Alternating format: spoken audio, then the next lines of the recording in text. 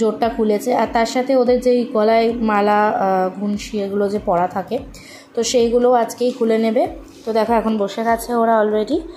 তো আর সব থেকে মজার বিষয় হচ্ছে তোমাদের বলি যে ওদের এই জোরটা যে বেঁধেছে, ওদের জোরটা এতটাই শক্ত করে বাঁধা হয়েছে আর এতটাই ওদের শক্ত গাঁট ছড়া যে মানে খুলছিলই না। পুরোহিত মশাই খুলতে গিয়ে অনেক অবস্থা খারাপ হয়ে গেছে।